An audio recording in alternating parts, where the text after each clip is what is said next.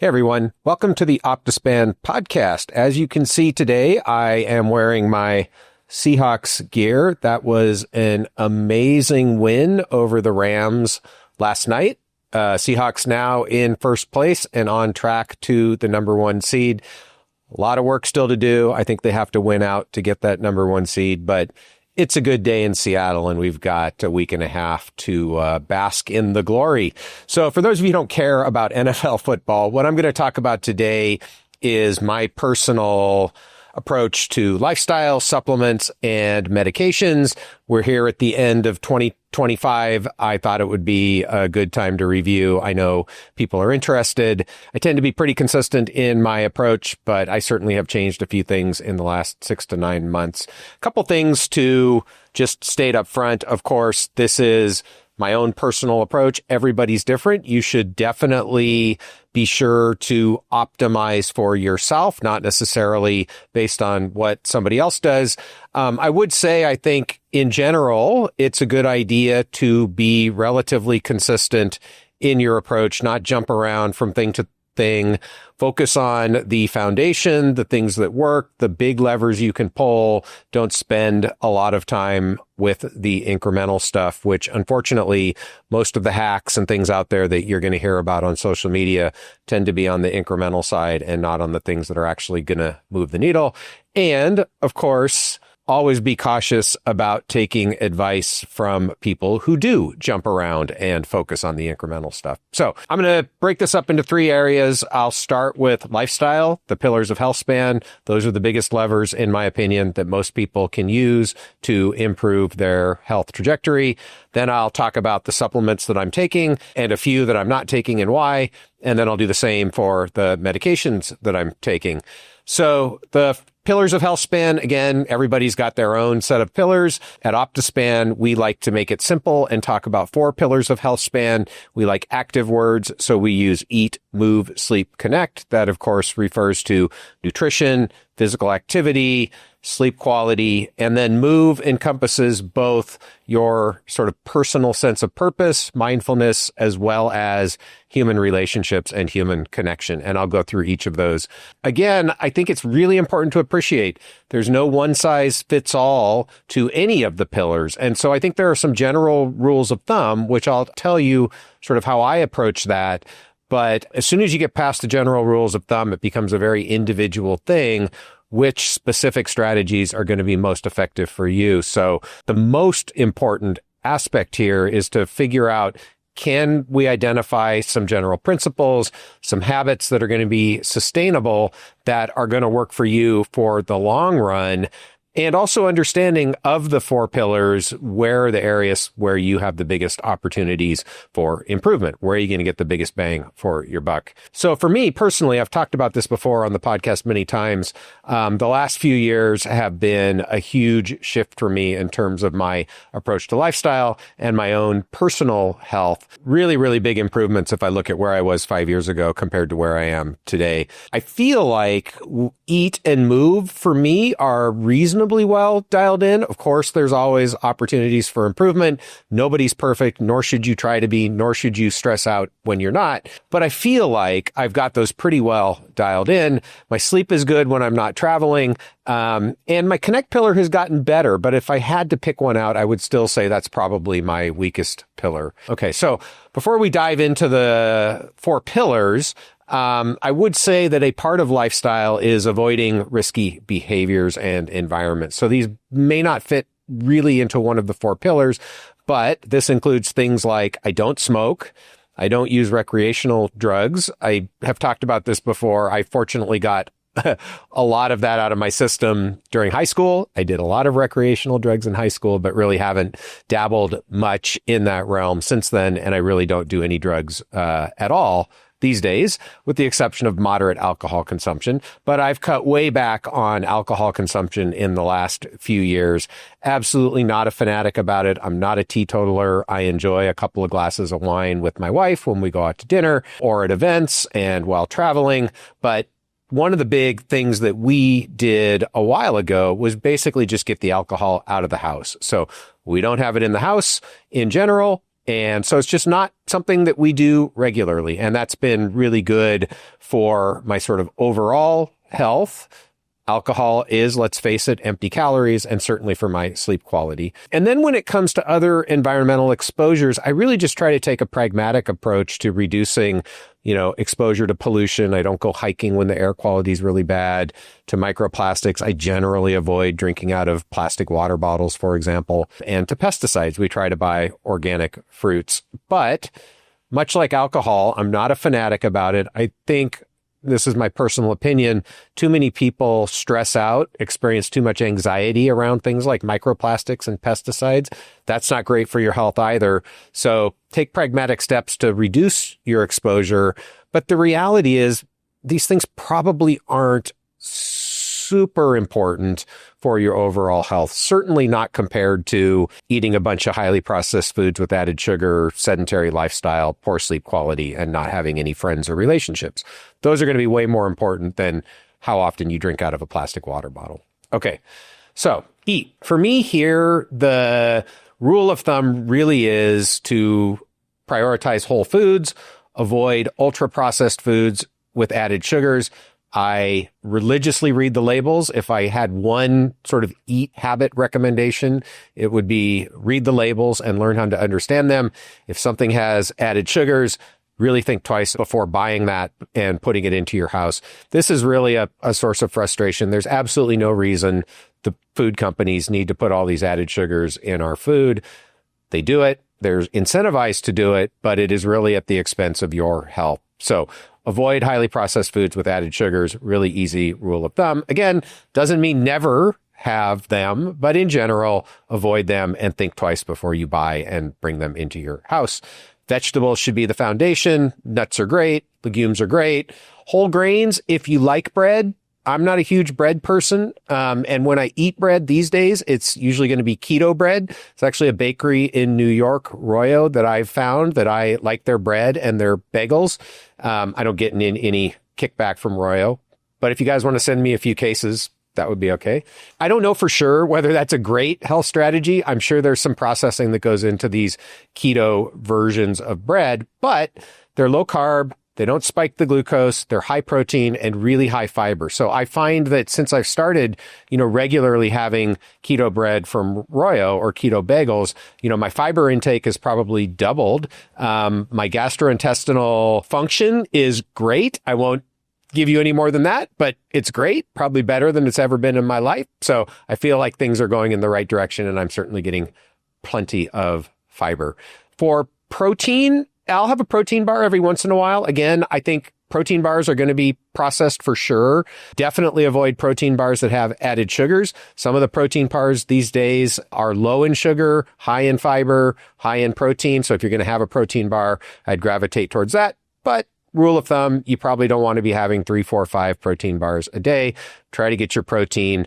If you eat meat from quality meat sources, so seafood for sure. I personally eat a lot of salmon. Turkey and chicken are probably my go-to protein sources outside of salmon. And then every once in a while, I'll have red meat, usually a steak, very, very rarely. In fact, I can't really remember the last time I had a burger. So that's really the way I get most of my protein. I don't really do protein shakes anymore. There are certain plant foods, certain fibers, chia seeds or flaxseed that are pretty good for getting protein as well. So plenty of ways you can get your protein, but you want to make sure you're getting enough protein. And for me, making sure that I get sufficient protein is a big part of satiating my appetite. Okay, so that's the eat pillar.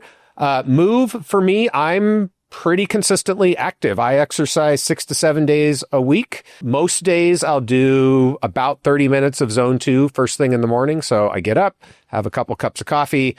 This is when I'm not traveling, and then go do half an hour either on a bike or on an elliptical. When the weather's nice, go outside and walk. My wife and I enjoy evening walks after dinner. Again, we're getting to the time of year in the Pacific Northwest where that's a bit more challenging with the weather, but certainly when the weather's nice, that's something that we do regularly. Also hits the connect pillar. And then on top of the zone 2 and walking, typically do 3 to 4 resistance training sessions each week. I'm very basic. We're talking barbells and dumbbells, focus on compound movements. I split body parts, usually do, chest and tries, although I don't do a lot of even dedicated tries or bis because I feel like I hit those with the compound movements. So chest and tries together, back and bis together. Shoulders I'll mix in sometimes with legs or by themselves. But 3 to 4 resistance training workouts a week. Those usually take me 30 to 40 minutes. Again, I'm not particularly disciplined. I kind of do what I feel like doing that day. Sometimes it's low reps, high weight. Sometimes it's low weight, high reps. I could be more disciplined, but this works for me. And I've been able to pretty consistently maintain my resistance training regimen for a few years now. So keep doing what works. And then once a week, try to get in some sort of high intensity training.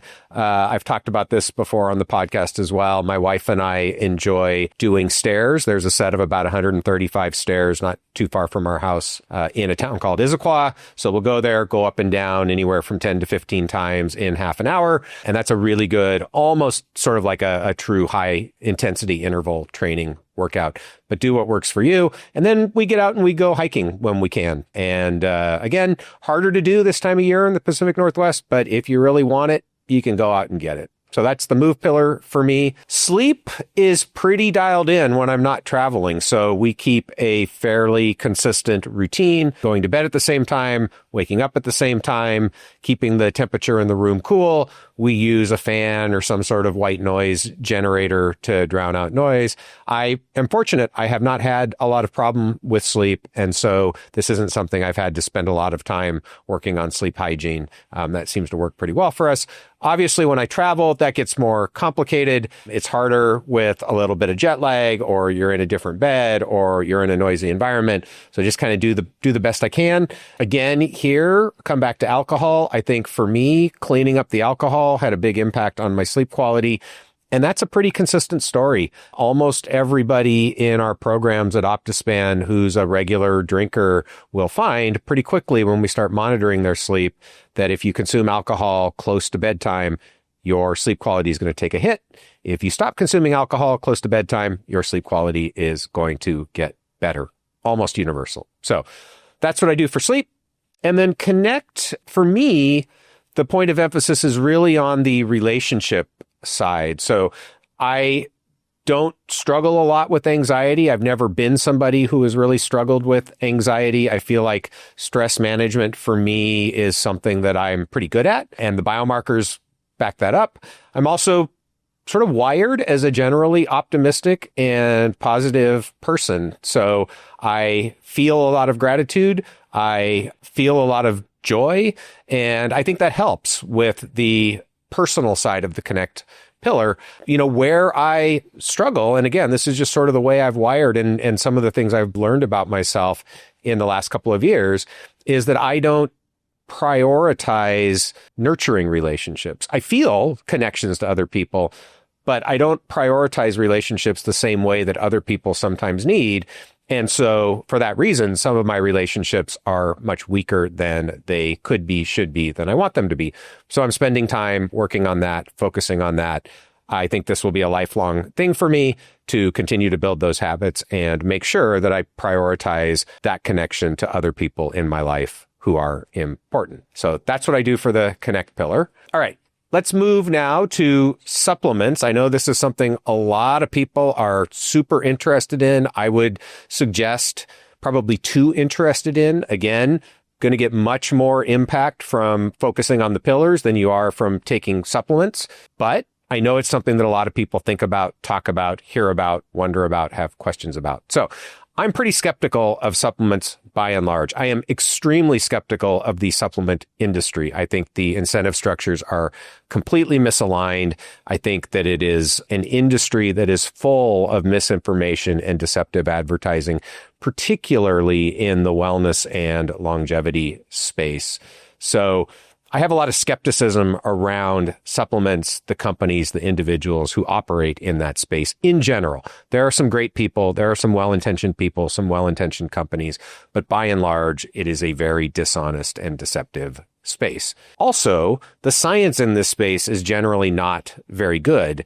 And again, that's partly because the industry is somewhat corrupt. It's partly because the funding for doing good studies on supplements really is not very often where it needs to be to support high quality science. So all of that makes me cautious when it comes to supplements. And in general, I want to make sure that whatever supplement I'm taking has a good rationale that it's likely to improve health. Okay. So before I get into the supplements that I'm taking, I do want to disclose I have worked with supplement companies in the past. I was formerly a scientific advisor for Novos. I don't currently take any Novos products. I think in general, Novos is well-intentioned. I think Novos Core has a pretty good rational approach to it based on preclinical data. But I also have some real problems with their marketing around direct-to-consumer epigenetic tests, which are a waste of your time and money and should never be used clinically, in my opinion. Don't buy them. Don't use them. They are not worth it. And I also have some concerns around the marketing of an NMN product for a variety of reasons. Again, the science isn't very good. There's reasons to think there might be some downsides to taking NMN. I just don't think it's a great molecule for people to be supplementing. Okay. I'm currently on the scientific advisory board of PDL Therapeutics. They make a calcium alpha-ketoglutarate product called Rejuvent, which I do take. And I'll talk more about that in a minute, but they give it to me for free because I'm on their scientific advisory board. That's why I take it. Okay. So what are the supplements that I do take? I take omega-3 every day. It's a fish oil supplement. It has 780 milligrams of EPA, 260 milligrams of DHA, 40 milligrams of DPA. And I monitor omega-3s in my blood quarterly, try to get my omega index up into the optimal range. I also take vitamin D, very similar approach. I monitor vitamin D in my blood every 3 months. I shoot for 60 nanograms per mil, but really anywhere from 40 to 80, I'm okay with. There's a lot of different opinions out there about vitamin D, but I think this is probably the sweet spot, at least given the evidence that we have today. I was taking a dedicated vitamin D supplement, but the Rejuvent that I'm taking now includes 40 micrograms of vitamin D. So I backed off on the dedicated vitamin D supplement. I will continue to monitor through blood work and adjust as needed. Important to note that the amount of vitamin D necessary, if you're shooting for a specific number, let's say like me, you're shooting for 60, the amount you'll need to get there is very individual. It's going to depend on your personal biology, your diet, your metabolism, how much sun you get. So you really do need to measure and monitor. The idea that we can just give a standard vitamin D supplement to everybody is kind of silly and certainly does not match the data that I've seen. I mentioned Rejuvent, so that's the calcium alpha-ketoglutarate supplement that has vitamin D included in it. There's good data for alpha-ketoglutarate in rodents for Healthspan. The lifespan data is pretty weak, in my opinion. The interventions testing program is currently testing alpha-ketoglutarate. We'll see how that experiment comes out. But, I think the idea that alpha-ketoglutarate is a longevity supplement is pretty weak, but the Healthspan and frailty data in mice looks good. As I mentioned, I'm on their SAB, so I get the product for free. I personally haven't noticed anything from taking calcium alpha-ketoglutarate. Brian Kennedy, good friend of mine, been on the podcast a few times, tells me that he notices a pronounced improvement in exercise tolerance. And he's done the go on, go off enough times that he feels confident that that's real. I've had other people tell me the same thing for calcium alpha-ketoglutarate. So that seems like it could be a real thing. I just haven't noticed it. So I take Rejuvent daily. I have recently started lithium orotate, 5 milligrams a day. There's, I think, a large body of pretty good correlational observational data linking roughly this amount of lithium in drinking water in people, so lithium can be naturally occurring in drinking water, to better health outcomes, particularly lower risk of dementia and Alzheimer's disease. There was a recent Nature paper from Bruce Yankner's lab providing what I thought was a really elegant and plausible biochemical rationale for why lithium orotate might be particularly protective against Alzheimer's disease in animals and humans. So that was enough to kind of push me over the edge. I did a podcast episode on that paper. Also did an interview with John Berner, who is a psychiatrist with a lot of experience with lithium. He had some interesting things to say about lithium. So the combination of all of that kind of gave me enough to feel like I wanted to add lithium to my supplement list. Again, I've been taking it for probably 2 months now, maybe a little bit more. Haven't noticed anything, no obvious changes in mood or energy or anything like that. And in general, this is a theme with me. I can't say that any of the supplements I've taken, I have really noticed any changes in how I feel or function. Again, that is one of the things that makes me believe that supplements are going to be incremental, whereas changes in diet, changes in exercise, lowering alcohol consumption, focusing on strengthening relationships, I absolutely have noticed big changes in my quality of life from changes that I've made associated with the pillars of Healthspan. Okay, the other supplement that I'm currently taking is methylfolate. This is pretty recent. I had blood work done fairly recently. I have a genetic variant for methyl tetrahydrofolate reductase, which is associated with lower production of methylfolate. And so I started taking a methylfolate supplement. We will continue to monitor. Homocysteine is a good biomarker for a readout here, and adjust accordingly. And then the last supplement I take daily is creatine. Talked a lot about creatine on the podcast. I'm sure you've heard about creatine all over the place. In my opinion, this is almost a no-brainer for anyone doing resistance training. And of course, everyone should be doing resistance training. If you're not, it's a big lever you could pull, and you should.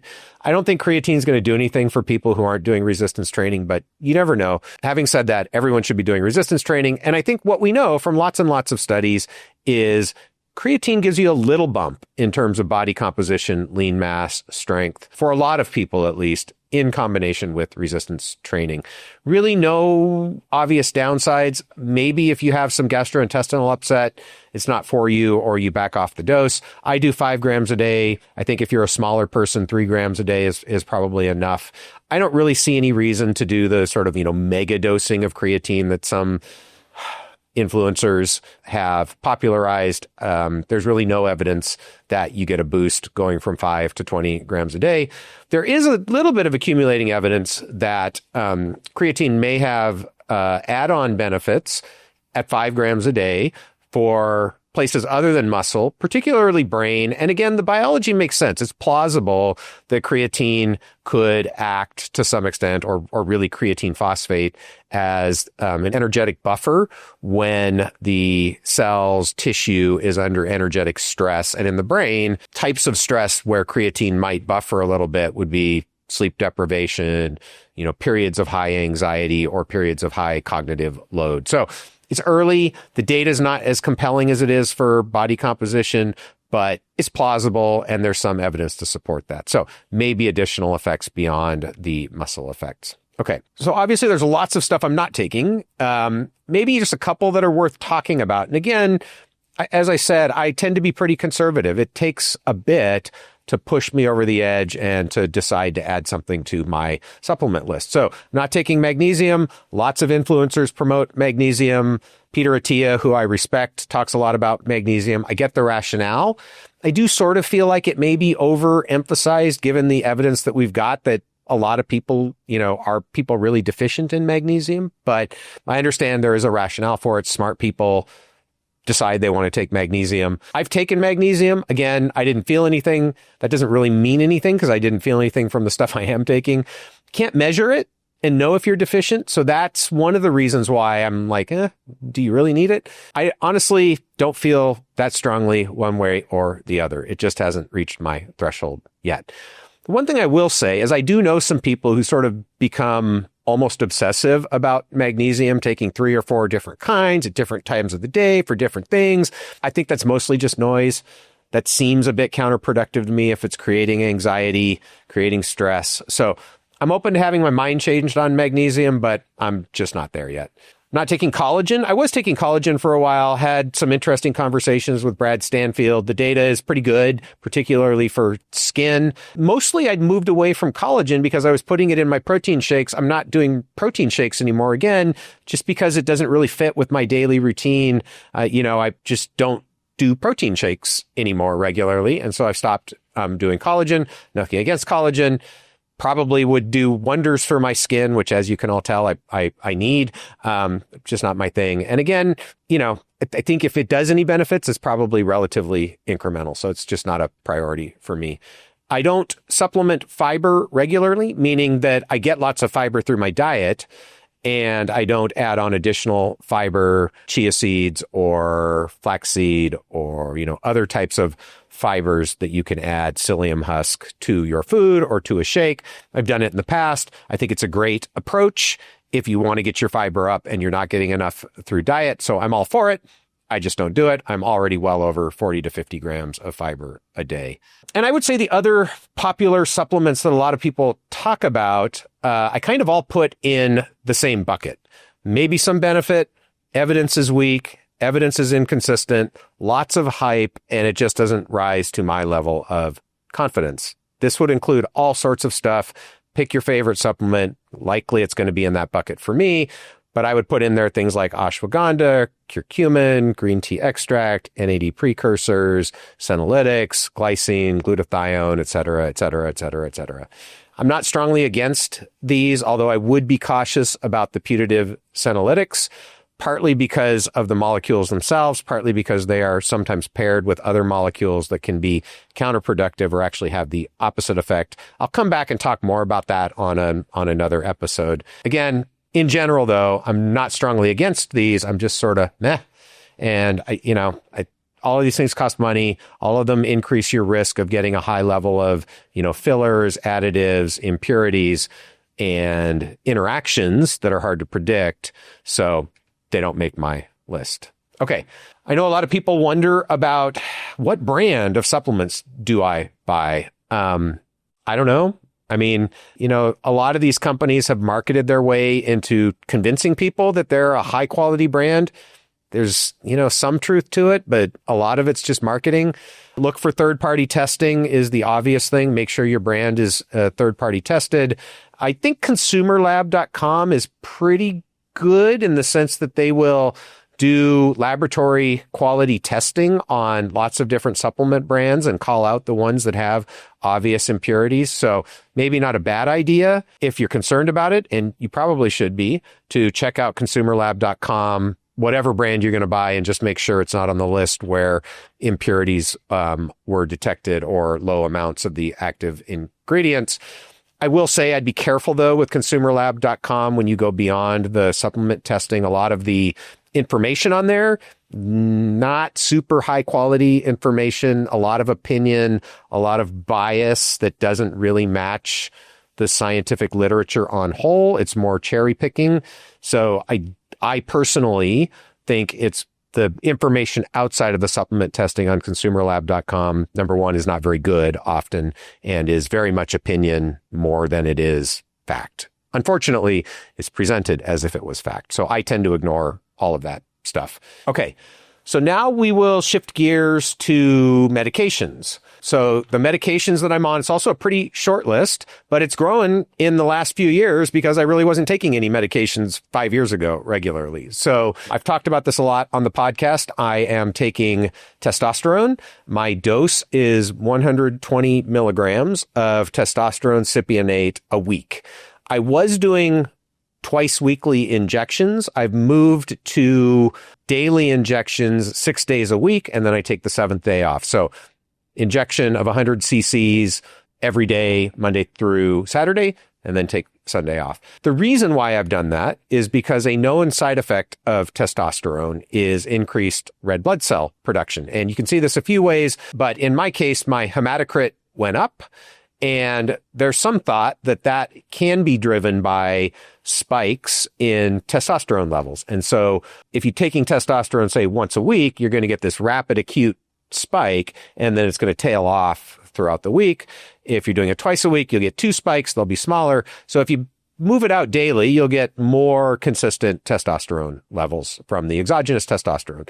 We'll see if that lowers the hematocrit, lowers the red blood cell production. So again, monitoring by blood work, which I do regularly, again, quarterly, in addition to my standard blood work panel, do comprehensive hormones. Really important here, guys, and women, if you're on hormone therapy, don't just look at testosterone. Don't just look at estrogen or estradiols.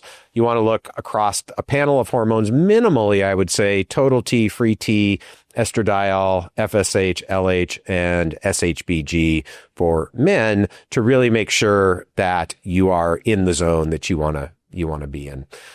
Again, also being guided by symptomology, right? So the same amount of testosterone can have very different effects on different people in terms of how they feel.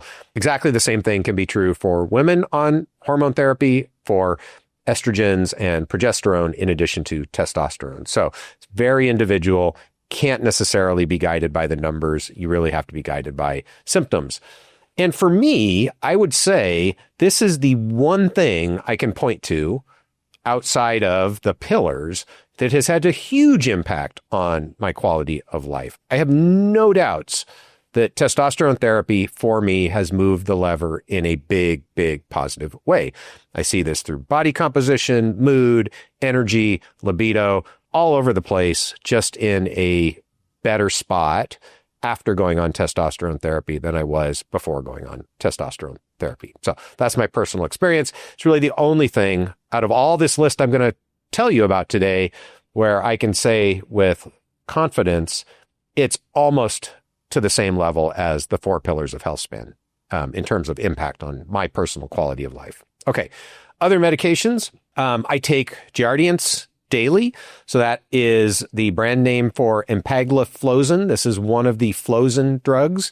Canagliflozin is another one. You may recognize that from the mouse interventions testing program as a drug that increases lifespan in mice. All of these flozins are part of the class of molecules called SGLT2 inhibitors. Basically, what they do is they cause you to pee out more glucose when you take them. So your kidneys don't reuptake glucose back into circulation as efficiently. I take 10 milligrams a day. That's the standard dose. Really seems to be working well for me based on biomarkers. Again, I can't say that I feel anything from it, but it really seems to be working well for me in terms of the biomarkers that I wanted to see move. So for example, you can see glucose in the urine. That just is confirming that the drug is doing what it's supposed to do. So that's based on urinalysis. Since going on Empagliflozin, it's been several months now, my fasting glucose is down about 15 points. My A1C is down a couple of units. Obviously, we'll continue to monitor that. But for the first time since I've started doing regular biomarker work, my fasting glucose has moved into the 80s. So that's a big dip for me from, bouncing around 101, 102. CGM, continuous glucose monitoring profile, also shows that my average glucose is down about 10 to 15 points. So it's doing what it's supposed to do in terms of biomarkers. Insulin sensitivity is also improved a little bit. Having said that, again, haven't really felt any difference, haven't really noticed any weight loss. Some people notice weight loss on SGLT2 inhibitors. So for me, biomarkers, it seems to be doing what it's doing. Okay. The other medication that I've recently started taking is Repatha. This is a PCSK9 inhibitor. It comes as an auto-injectable pen. I'm using this to prevent cardiovascular disease. So I mentioned on an earlier podcast that earlier this year, I got a coronary scan with contrast to look at calcified plaque and soft plaque. Didn't have any calcified plaque, but I did have some early soft plaque formation. So it was not significant. It would not be viewed in traditional medicine as, a disease necessarily or something to be super worried about. It would have never even been detected because most people are if you're going to have a coronary exam, you're only going to look for the calcified plaque. But it was there. And so that combined with suboptimal ApoB levels was enough to convince me that I should take action. And so I have started taking a PCSK9 inhibitor. In general, the feeling is that the PCSK9 inhibitors are more effective at modulating suboptimal lipid profiles, particularly ApoB. They're more effective than statins. So that's why I went right to the PCSK9 inhibitor. I'd already, made the changes in the pillars: diet, exercise, sleep, alcohol, pretty dialed in. So I really was doing about the best I thought I'd reasonably be able to do with lifestyle. Again, all of that supported going to Repatha. I haven't yet had a blood test since I started Repatha. It's been about 2 months now. So we'll obviously evaluate on the next blood test, hopefully see the ApoB come down, hopefully see good lipids. Otherwise, again, like all of the other supplements and medications, with the exception of testosterone, I haven't felt any difference using the Repatha. Really easy to use. I will say that. I put it into my quads, just use the auto injector, press the button, wait about 10 seconds, boom, you're done. So super easy to take. I did try Tirzepatide for about 5 weeks. This was really because I kind of wanted to know, not so much because I felt like I needed it. Like I don't feel like I need to lose weight per se. And also because, these GLP-1 agonists we're starting to find have potentially other benefits aside from the metabolic effects or the appetite suppressing effects most people associate with them. So anti-inflammatory effects, benefits for kidney, benefits for brain, potentially. And so, I like to try different things out, see if I feel anything when we're using these things in the clinic with our patients, kind of have an understanding of how they work, what they're like. So I tried Tirzepatide. Tirzepatide is a 39 amino acid peptide. It's what's called a dual agonist. So it's not a pure GLP-1 agonist. It targets both the GLP-1 receptor and the GIP receptor. I did, what some people call microdosing. It's really half the lowest approved dose. So it's, in this case, it was 100 cc's once a week, 1.25 milligrams per week. I will say I felt like it definitely took the edge off my appetite. So again, I think I may have mentioned this earlier. I'm one of these people, very food motivated. I'm pretty hungry most of the time. And I do feel like Tirzepatide kind of took the edge off. I can't say that, I really noticed that I just wasn't hungry. I know some people start eating a lot less at meals. I didn't really notice that. I did lose a few pounds when I was on the Tirzepatide. That's come back since I came off. So there probably was an effect for me in terms of appetite or metabolism in some way, even at this lower dose. I'm not sure if I'll do it again, but that was my personal experience. I know a lot of people want to know about Rapamycin. I haven't been on Rapamycin recently. I will very likely start another cycle in January. I'm planning again to do 8 milligrams a week, probably for 12 weeks, so 3 months, but I haven't decided for sure. Might do 6, might do 10, probably end up at 8. A lot of people ask because they're like, oh my God, Peter Attia stopped taking Rapamycin, or Brian Johnson stopped taking Rapamycin. First of all, I don't know what Peter's doing. I haven't talked to him about it yet. I don't care what Brian Johnson's doing. I don't think anybody should listen to that guy. But my view is, when you look at the data, there's really no good reason to change course.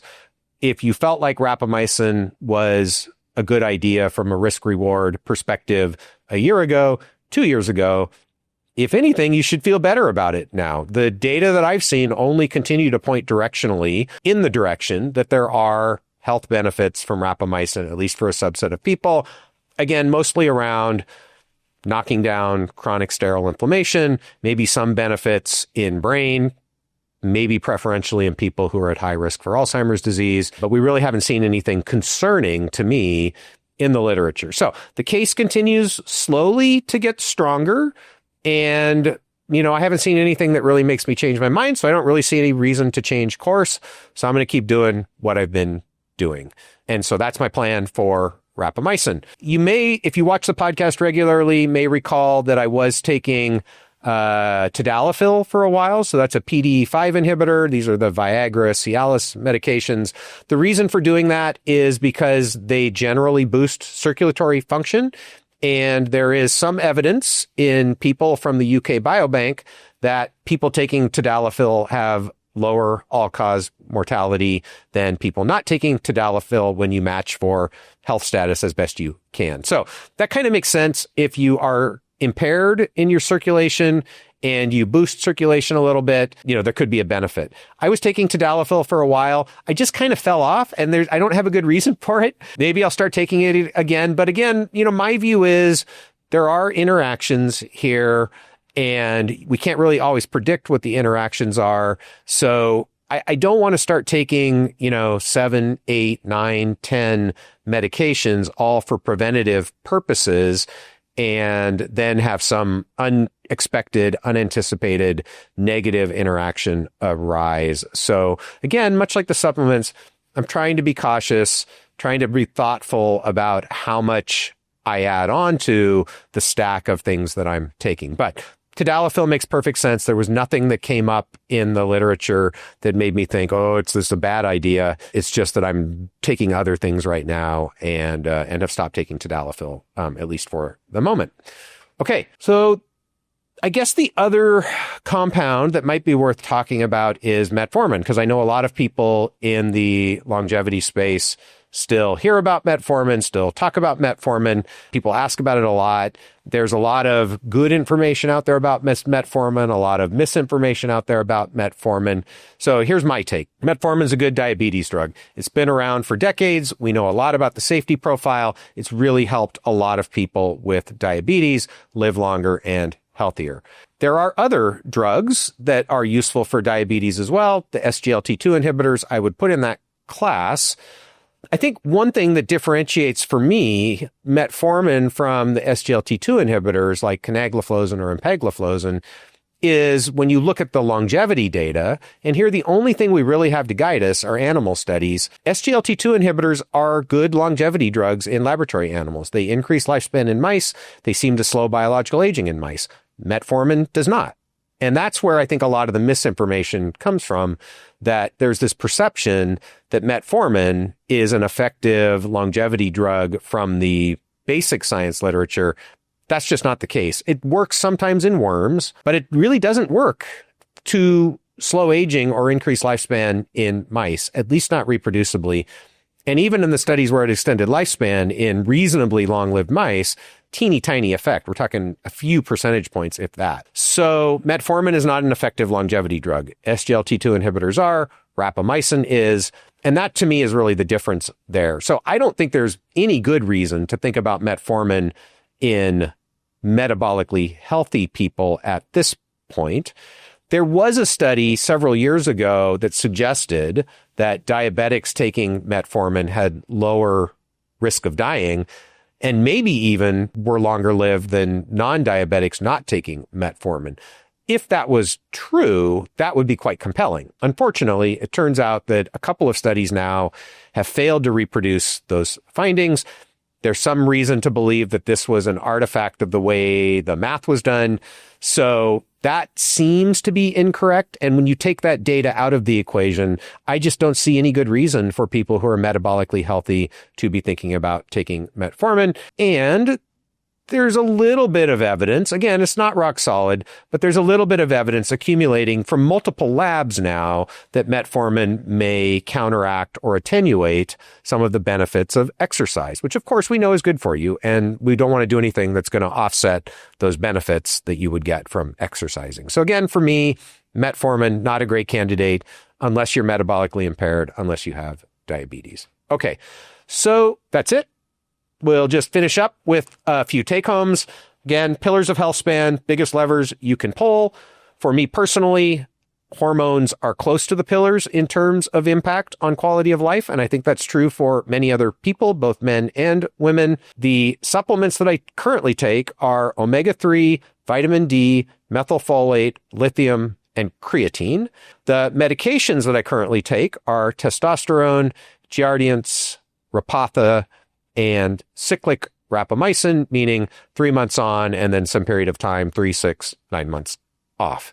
Now, one thing I think that it's important to note is, in my case, I'm really using these medications mostly as a preventative. So the testosterone therapy was reactive, but for Jardiance, Repatha, and rapamycin, I'm really trying to maintain health rather than treat disease. And again, when this comes back to the sort of rational risk-reward analysis, that needs to be taken into consideration, right? If you've got a disease, your tolerance for risk or for side effects is presumably going to be higher than if you don't have that disease. And you're going to want the evidence for reward to be better. And we need more physicians to be able to do that sort of rational risk-reward analysis who are willing to look at medications like Jardiance and Repatha and Rapamycin in proactive preventative care while being able to do that sort of rational risk-reward analysis. So these things are all highly individual. Be guided by your own biomarkers and how you feel, and get a good doc who is proactive, curious, humble, and informed. I know that's asking a lot. Those docs are tough to find, but they're out there. And you will be glad that you did that when you find that person. And along with your doc, always try to take this rational risk-reward analysis as you're thinking about your current health status and your future health trajectory. All right, that's a wrap. Hope you guys all have a fantastic holiday season. Get to spend some time with friends and family. Focus on that connect pillar. And I'm looking forward to seeing you again next time on the Optispan podcast.